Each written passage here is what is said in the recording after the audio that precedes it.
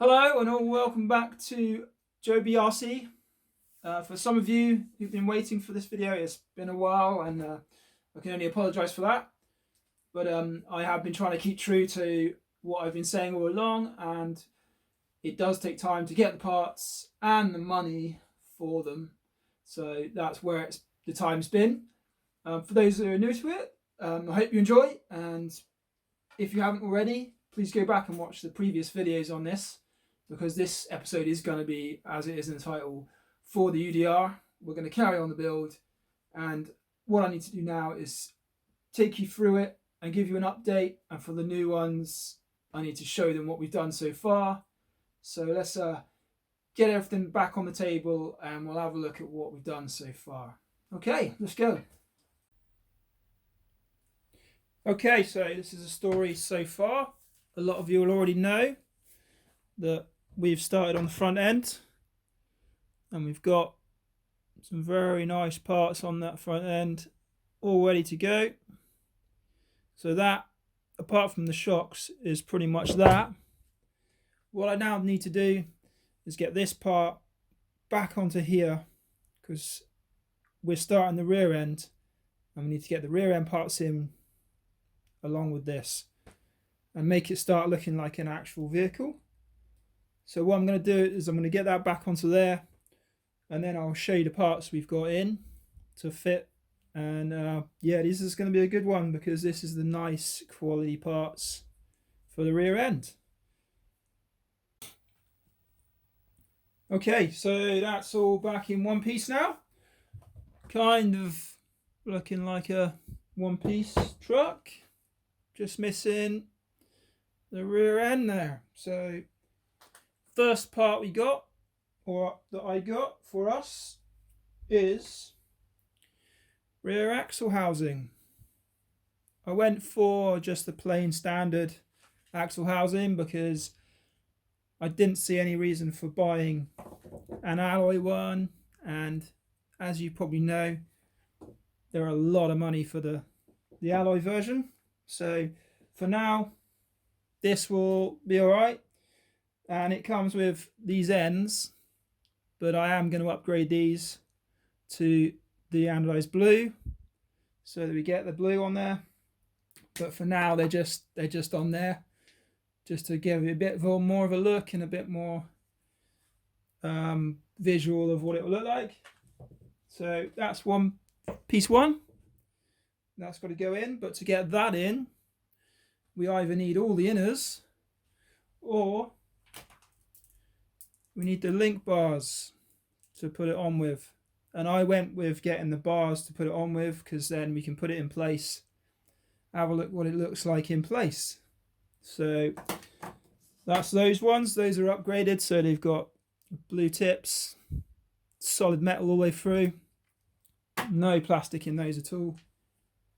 And also, if you've got the top bars,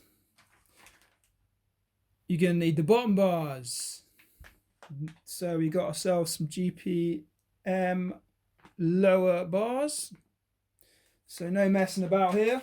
I'll just rip these open. I have sort of half opened them because there's no way I could have these and not look at them. Take a look at that. Proper solid. Proper billet, I imagine. I imagine they're billet pieces. But it's going to be a, overkill for what it needs. I mean, yeah, these are the weakest link in the UDRs, but I've got a feeling that's going to help a lot in keeping it together. So we got those, and with the other one out, that's that one. And also on this pack, it does give you all the fitting kit for those. Hopefully we've got everything there that we need to get it together. So now it's just a matter of getting it in there, in place, see what it looks like. So let's get this done. Okay, so I've done a bit of work off camera. I just got the ends of these arms in. Basically what it is you have to take these panels off here, sort of quarter panel pieces. You'll see them at the back there on both sides. just to get access to the bolt that goes through here. Also, these arms, they only came as just arms, so I did have to try and find bolts for those. It's just another thing when you're doing it piece by piece, you do then tend to have to get some of the bolts yourself. I mean, it's not too hard. You just try and get the length right and the size right, and hopefully you may even have them hanging around, because they're pretty common bolts most of the time, and they are the same size as the bottom arms, they're just different lengths. So I've got nice ones for these ones. They look pretty good and they work well, so they're in. And now it's just a matter of getting the actual ones that go into the axle, so they'll go into the bottom here. So I have found some in the same sort of silver as the top arms, but as you can see, they are a little bit too long to go, even if you sort of match it up to the, it's going to shoot through a little bit too far, so they may have to be slightly shortened. But for now, I'm going to try and get those in and just sort of bring them in a little bit each side, and then hopefully it won't bind too much that we're going to be in trouble. Otherwise, it's just a matter of you put a nut on there, wind it right in, and then just cut back the bolt ends to the size you might need. So it's probably just a matter of you have to use my unorthodox tool now, just because I haven't got a proper Allen key that fits that one. So I'm just going to sort of wind them in either side a little bit each time, and then see where it stops and where it starts to sort of lock up on each side, because eventually they're going to join each other and lock up, and I can kind of feel it doing it now. So I think we're pretty much there on these. But as long as you wind it both sides, then they'll just hit each other and stop. And I think that's where it's gone to. So you can see, well, you might not be able to see that. There you go. You can see sort of there just how much they're sticking out there. So that's going to be how much you need to really cut off the ends. And it's not that much. I may even be able to just get away with just washing those out a bit. It ain't going to matter too much on those ends. They're kind of more of a support than the bottom ones are. The bottom ones are the strength for everything. So yeah, that's those in. They're looking pretty good. And also this gives you access to putting the gears and everything in once you've done that. I believe that's how it's done. You take the bottom arm off here, and then it just swivels over, and you've got a good access to work on anything in here and remove anything that you need to. And I believe when everything else is in the way, that isn't in the way, you can still sort of do that and get access. So those are in, and now it's just a matter of getting those lower arms in place. So we'll just get on and do that.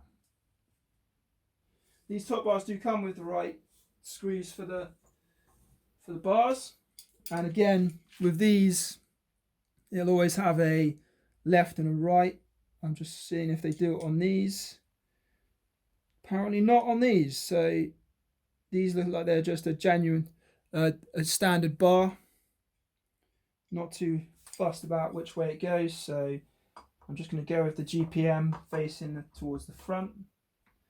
This goes all the way through the chassis and the roll bar straight into there, and then done up as is. You come in with the Allen key and do those up. That surprisingly is a smaller Allen key. I might have the one, sorry for going in front of the camera there, might have the right one here. Okay, so yeah, that's your slightly smaller head Allen key, which is strange for the size of bolt it is, but that's just how they've done it.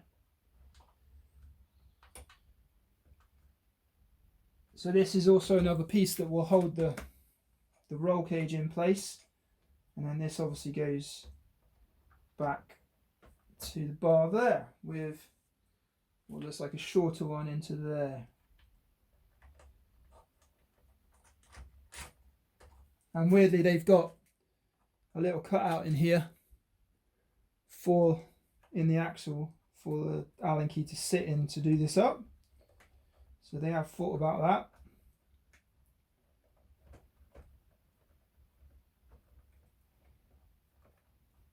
So hopefully this bar is in the right side and the right way up. You'd probably be able to tell me if you fit these before. But it looks alright to me. So we'll just get this other side on here and then we'll be able to see and look at how it fits. So just get this other side on.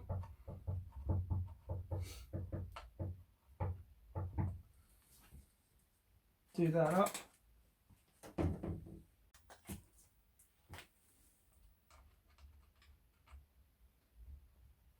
And I imagine these are the ones you have to undo every time you need to get to the axle or anything underneath. There is a lot, looking at this, there is a lot more panelling to go on here.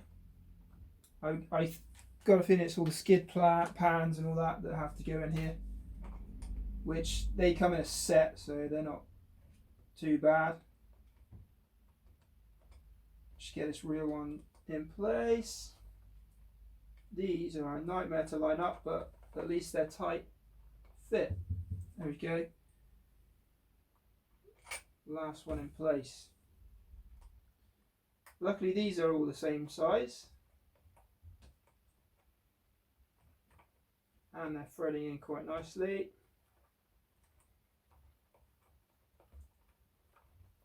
I can already see that it's looking like a vehicle. We've now got a position for the front and rear wheels. There we go. If I flip it over, we've got a rear axle in place. So get a shock on that, get the tie bars on that. It's going to start looking absolutely wicked. And to get those ends on in blue and the a new set of blue discs, we're going to start looking good. What I might do in the future is actually get these in black metal to go with the front metal ones, but I'll have a look, see what it looks like in the blue and go from there. I do realise it's going to not quite match up because it's going to be blue with a... Yeah, it's not going to match up totally, but for now it's going to be blue on those and we'll see how it looks. Maybe swap that out. But yeah, so far so good. It's definitely coming together and we can actually see now where the wheels go and everything for it. So I'll leave it there. We have got inner parts for the gears coming very shortly and the axles going through. So until next time, this has been the UDR build. Don't see it builds that often in these, and we're doing this one piece at a time, as you know. So please, if you like the video, and I'm sure you know to subscribe if you haven't already. And we will see you next time for the continuation of this. And I possibly might do a video on my Jaws boat as well. So good things to come. See you again. Bye bye.